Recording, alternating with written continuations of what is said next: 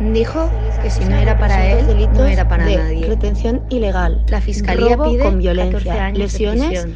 y otro delito por quebrantamiento de la orden de a 2 alejamiento hombres a la expareja de la víctima. La Fiscalía de Menores ha solicitado el ingreso del sospechoso que había mantenido una relación Detienen a un hombre sentimental con la por víctima. amordazar a Tenía su en vigor pareja, una orden de agredirla alejamiento. y retenerla durante más de 20 horas.